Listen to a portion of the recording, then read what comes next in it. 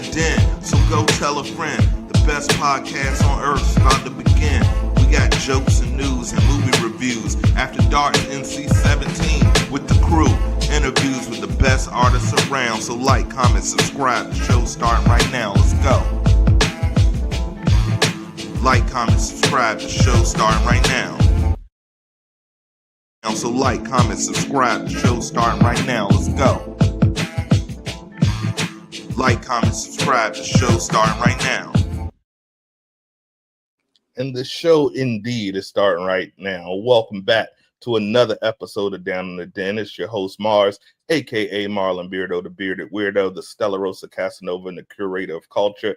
And I am back again with a talented artist. He's an entrepreneur. He's a businessman. He's got lyrics. He's got vibe. He's got everything. He's representing real well for the industry. The one and only Cyd Tone. Brother, how you doing today? Welcome to the show. Appreciate it, man. I'm doing great, man. Blessed to be here. Blessed to be on the show, man. Appreciate you having me, man. Man, I'm good. And I'm glad to hear you're doing good. Beating the heat out here. It's been trying to, boy. Plantation hot the last couple days. I am very happy to be born when I was born because I don't know what I could do without an AC unit. So if you're out there on the East Coast, be safe out there. Check on your elderly. Check on, anybody that's disenfranchised because it's a hot one. It's hot, man, for sure. Yes, sir. Well, speaking of heat, man, you've been bringing the heat for a while, man. You've been doing your thing. And so once again, I'm humbled to have you on the show. So if you're ready to get into it, let's get it. Let's do it. Absolutely. So we begin every single episode the same way.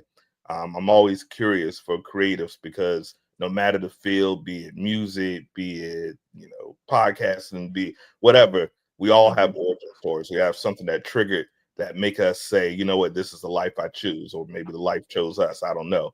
So for you, what is your origin story? What made you decide that this is the path you wanted to go down, the journey you wanted to travel? It's kind of funny because originally I was before I was a Division I basketball player. I was getting ready to go overseas, and music was just rap was just kind of one thing that me and my friends did. We obviously fell in love with like Lil Wayne, Jay-Z, all those that paved the way. But we would freestyle in the car, whether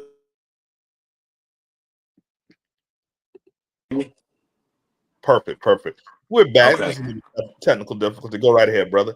Oh yeah, but we would, freestyle at the car, at the crib, you know what I'm saying? Whenever we playing the game, it was kind of on that type of wave. And then when I was in college, in between practices or like after practice, late night at the crib, just kind of like winding down to myself, I would always kind of just like go outside and that was like my therapy. That was my way of like relaxing and everything. And then as time progressed, I remember basketball just got a lot of ups and downs. I had 4 coaches in 4 years. So the fun and the passion was kind of starting to dwindle away from the basketball, and it was starting to become more of like a job. And music was just like that release where I could just go and kind of get away from all that stuff. And then next thing you know, I started letting like a couple of my friends hear my verses, and they was like, bro, you kind of good. Like, you know what I'm saying? Like, you ever thought about doing it? And then I was like, I'm gonna make a tape just for like my friend group. And then it just kind of turned into, it just morphed on from there. You know what I'm saying? Just kind of was something that I end up having a dream like at night and seeing myself on stage. And I was like, oh, this is something I can do. I feel good about doing it. And I just kept, chasing that ever since. They always say ballers want to be rappers and rappers want to be ballers, and you end up doing both. So Doing both, yeah, what I'm saying? both. It's a lot of similarities, I think, in between the what I'm saying, like the athletes and the music. The music makes a feeling, you know what I'm saying? It's like the soundtrack to people's lives, I feel like. And whenever you're an athlete, you're kind of like that person who they're see in that movie, you know what I'm saying? That movie, you know what I'm saying? That superhero, somebody that does that. And the athlete, he gets to go perform on a big stage in front of a lot of people. So it's kind of a lot of similarities, and I think that made it easy to go from one to the other. Yeah, and I think Kyrie said it best. It's all art. When All you're out art, there exactly. Yeah. on the basketball court, and it's just free range art, especially those moments when you might be on one-on-one and it's not so structured and it's just art. And it's the same thing for music, man. And I think people need to realize that. That's why it's such a kindred connection, because it's really the same thing. Exactly, because when you're playing a sport, you can train all day for a move or something like that, but you don't never know when it's going to be available to you, whenever you're going to need to do it. So it's about instincts and feel and everything like that. And the same thing with music. Oh, I take that same approach. I don't know how everybody else does it, but I take that same approach with my music. The beat, if it makes me feel a certain type of way, I know that song is going to be way better than me trying to force it. I just kind of let the instincts and stuff like that take control in that aspect. Yeah, I think the best, it's I call it controlled chaos. Uh, Exactly. Yeah. the greats in any industry, they know how to control that chaos and mold it to their will, almost on some airbender type stuff. Hmm. And, I think the best do that. They go ultra instinct when they're on the mic, or when they're on the basketball court, football field, whatever it may be. It's just it's beautiful to see. Now Yeah. you're independent artist, founder of Tunnel Vision Entertainment, founder of the Big Lead Network. What Mhm. inspired you to take control and build your own almost media ecosystem for the music, the networking, all under your Mhm. own brand? Because I love that. That's what we do here. And I tell people, build that brand, build that community if you want to succeed. And you're one of those people that have done it. What inspired you to do that and just take control? Well, so I know a big inspiration for me is Nipsey Hussle, the late great. He passed. He was kind of one of those things where I kind of heard him say, and Jay-Z as well. They was kind of more so out of necessity. You know what I'm saying? Like kind of people. I had to convince myself along with other people that, hey, I'm not a basketball player anymore, just a basketball player. I'm bigger than that. I'm an artist. I want to create and things like that. So a lot of people wasn't really taking me serious at first. So just out of necessity, I kind of set up infrastructure where I could kind of do my own thing, and then as that continued to evolve, it continued to take legs. But I knew I wasn't going to get signed from a label off the rip, so I was like, it would be better to learn the music game, learn to see what these labels do for the artists and stuff like that, and then kind of set up that infrastructure for myself. And then once I show the world that I can make it or what I can do, then I can help other people and stuff like that. So it's just kind of things that I put in system to kind of help guide towards what I want to do in the future as well. Yeah, and it's key. We all know Jay-Z's story. He was, most people list he's in the top five, regardless. If you look at any type of magazine or you're just in the barbershop, he's in somebody's top five and couldn't get signed. They Exactly. shot him to every label and couldn't get signed, and so they were forced to do Rockefeller. And I would argue it worked out pretty well for him. Yeah, so one thing that I learned just in that in this whole process of since I've started the thing was, betting on yourself is a good thing whenever you're willing to put in the work. You know what I mean? You're willing to put in the work. And me, like I said, coming from the sports side of it, I know that I'm willing to put in the work. I'm not lazy. I'm not just looking for a handout. I want to go get those extra reps up after you know what I'm saying, to try to be the best version of myself. So I think that it kind of all falls in line and correlates. Yeah, and I am firmly. We've had offers, to buy the show and things of that nature, and I tell people, it's cool to partner, but don't ever give yourself. I don't even like the term masters. It start giving Yeah, me, it start giving me. exactly. So I'm like, hold up, what you mean? So own your art, and you will be able to make generational wealth instead of so many artists that die broke and die penniless because they've signed away everything just to be signed, and you don't realize that there's artists like uh, Yeah. Russell and Nipsey that you mentioned that are really making it so people understand the independence and the business side, because I feel the business side kills the art side so many times because you just become a cog in someone's machine. So I'm happy to see a brother realizing it, learning the business, and doing it for himself. And then when the time comes right, you partner with someone. Now, yeah, I'm about to say, then you could do it Right. that way. Then you Absolutely. can do That's it a, that that's way, but never again are we going to be we free now. Yeah, Uh, exactly. And also I would say that too was is like not having to do it for the money and do it for the love. You know what I'm saying? Because if you're doing it for the love, the money eventually is going to come. It's gonna come. That's what I've kind of learned. The money's going to come, your opportunities are going to come because you're doing it at the right place. You know what I'm saying? It's not like you're forcing it or anything like that. When that money comes, or that money's the most important thing, you're going to have those tough times and those moments where you're not going to be able to, you don't know how to get through, where then you start forcing, you know what I'm saying? But like if you have a love and you have a really true passion for it, that's going to allow you to get through those tough times where you don't have the answer, you don't know how you're going to do whatever you're going to do, you know what I mean? Absolutely, and also it allows you to keep your integrity. Because I make a rule: I don't do business with anyone that does it specifically for the money. Like, and that's why I always ask, "What's your origin story? What's your Yeah. passion behind this? Why do you love it?" And that's what I look for because I know they're gonna make the right decisions for the art, which brings money. But if you're just doing it for the money, you'll get snaked. And Yeah, you know, and your art will be like you said. You start to say, "Oh, this is working over there for them. I'm gonna try to do that," and then you know what I'm saying. You really don't have no kind of controller. You're not controlling the chaos, like we said yeah. earlier. And how many times have we seen artists that we love and they're doing something? This is not you. Yeah, But you know, exactly. it's just, oh man, it's really disappointing. So I was listening to your recently released mixtape, Pressure Makes Diamonds. Dope, Yes, phenomenal project. Um, appreciate it. how would you say your artistic vision has evolved? You started off as a hooper, and then freestyling for the love of it, and then Hmm. making it a profession, making it a career, building your platform, doing everything right. But I feel if we're the same person that we were last year, then we've lost an opportunity. Not saying that change is, when people say, "Oh, I never changed." No, you should change because if you're not changing, then you're regressing.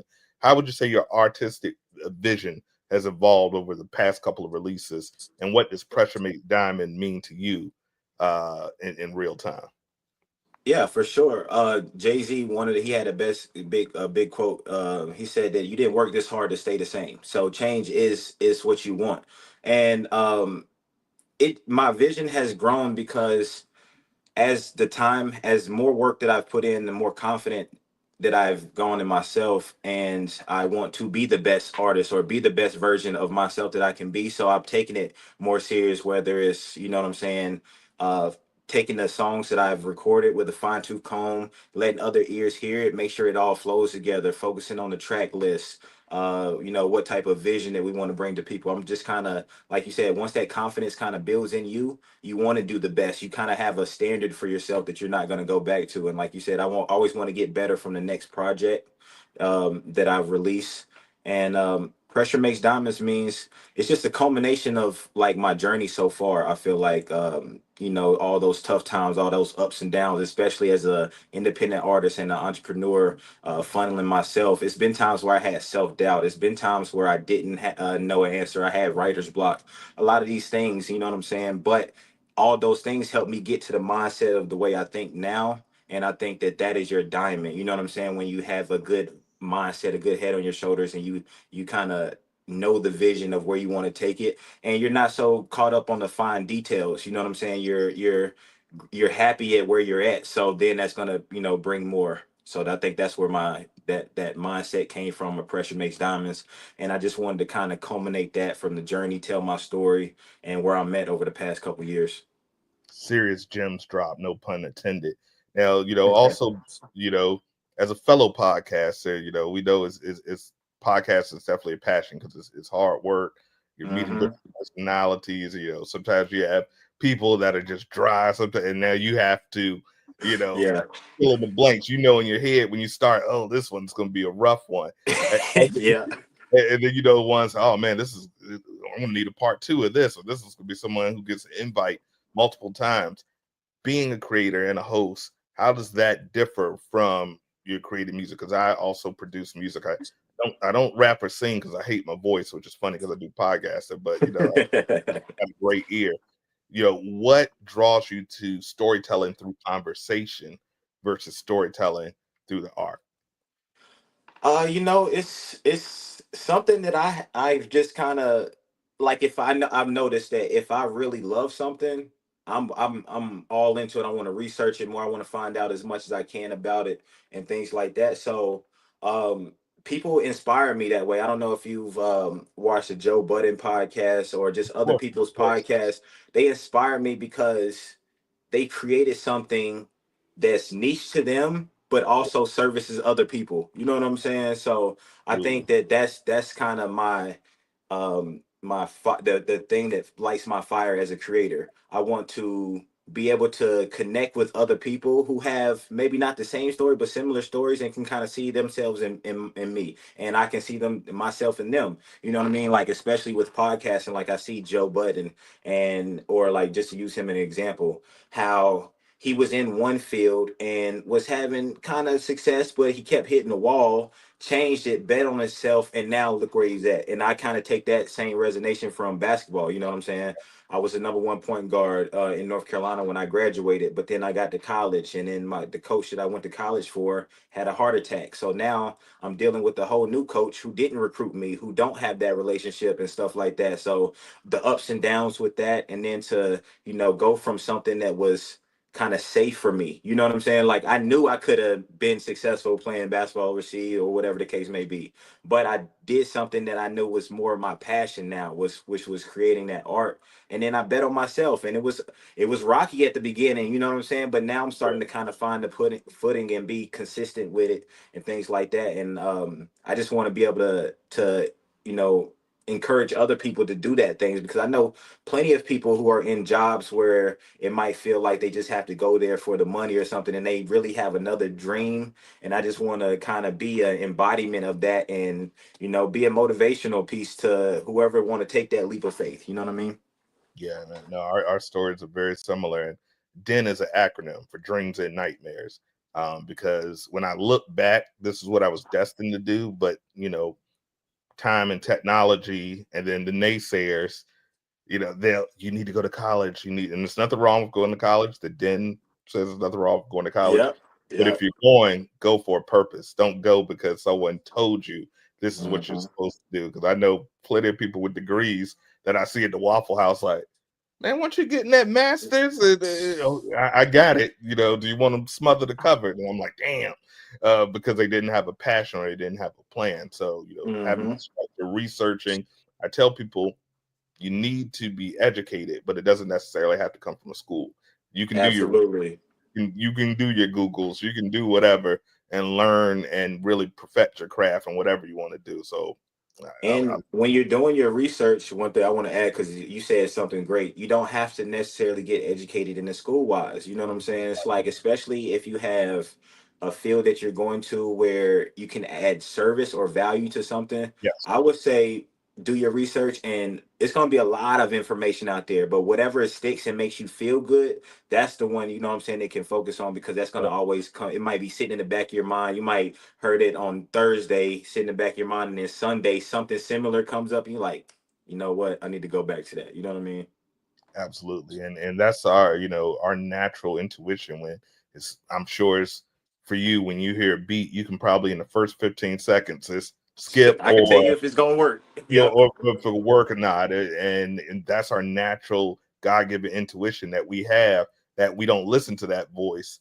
And I Hmm. found every time I didn't listen to the voice, bad stuff happened. And every time I listened to the voice, nothing but greatness. So For sure, I I'm second glad. that. So looking forward, we got the music, we got the Hmm. podcast, we got other ventures.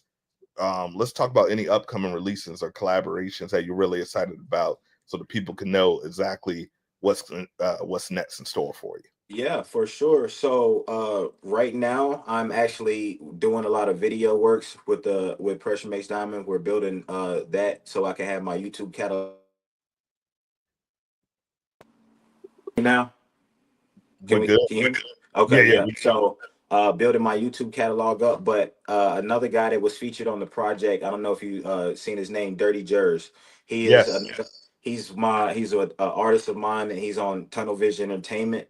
and we're gonna have a collab project that we're gonna be doing. So and he has an upcoming release coming out, but we're doing a collab mixtape together. We've been doing music. He's been one of the guys who got me started in the music industry. Like he was one of my guys I was freestyling with, and I was showing him the verses, and he kind of pumped me up. Was like, no, you good, you can do this. And he had already been rapping. He's from Jersey. So we're actually working on a collab project, finna get that going out there. So definitely stay tuned for that. Shout out to Dirty Jers. I checked the Boss Talk with you and him. Yeah, oh yeah. Yeah, Well, and okay. I think it was him and Maurice. Maurice Maurice Vidal, yes, sir. Lidell. Phenomenal. So yeah, man, I tell you, people, that team. That once again, that team is so important. That team, yeah, yes, Music sir. is a team sport. It's very much like basketball. So shout out to Dirty Jers and those collaborators. So you've built that independent path, and you mentioned you're from North Carolina, which Hmm. is hop, skipping, jump from I'm from Virginia. Um, Okay. so I tell people I call Virginia and North Carolina, South Carolina, I call it the Middle East, because we're East Coast, we're South, but not really. So like Yeah, nah, for people from sure. like Florida and Texas was like, oh, y'all ain't from the South, y'all Yankees. And I'm like, nah, I mean, Yep, technically, this is the South. it's The the South South. part, Yep. this is the South. So, so we have that Atlantic, we have that New York influence, we have that Southern influence, but we're all to ourselves. And we have Carolina, of course. I think the first person that I recall just popping was Petey Pablo. TV And Pablo. then of Yep. course you got the baby and J. Cole and things of that nature. Hmm. How is being from this area source, kind of inspire you? Because where you're from has so much Oh to man. do with, also with the Bible Belt. So I know for a lot of us, hip hop was kind of growing up. Oh, you can't listen to that. You're not supposed to Yep. listen to that. So it's so much that I feel a kinship with people from the Carolinas or Virginia or DMV, because we're just different. We're different Just from anyone on the.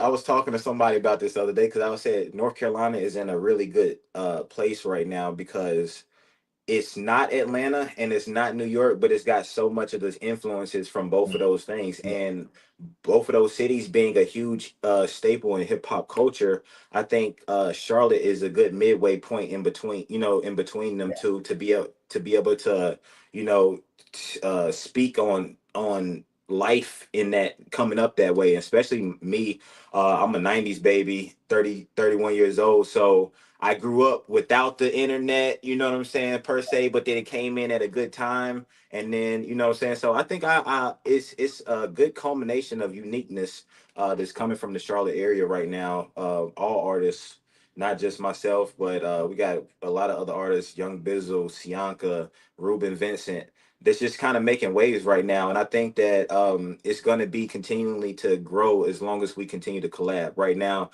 Charlotte is kind of in that space where we don't know what was going on yet. We seen the baby pop, but he probably was one person, and not a lot of people went through that door with them. So it's kind of like people are kind of standoffish right now. We need a little bit more of that Atlanta feel where we all collabing, working with each other to just kind of let people take us serious. Because like you said, the first thing people think of is Petey Pablo, and it's not that he was bad or anything. It was just that he was so long ago, and the So other long things ago. so long ago, and it's like besides J. Cole or the baby, the rest is like R&B or something like that. So we want to really make a name for the hip hop scene in Charlotte and really kind of grow that and get some eyes on it.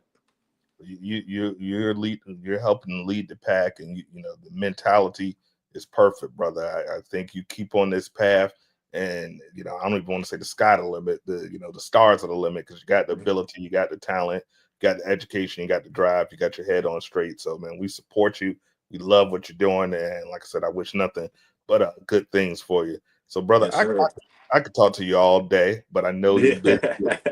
So before we go, please let the people know where they can find you on social media and where they can, absorb your content, where they can find Okay. you. Yeah. Social media, I'm at Tone_Cyd on Twitter and TikTok. And then on Instagram is at _Tone_Cyd.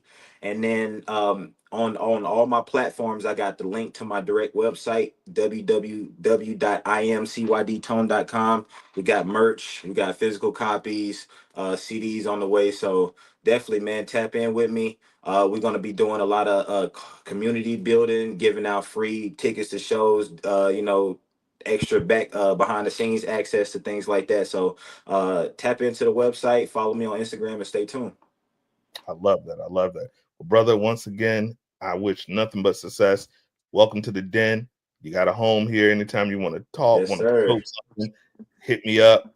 I'm very easy to reach. We'll get you up here. And of course, we always do a giveaway. So we're going to get you some CYD Tone merch. The first person, we have a magic word.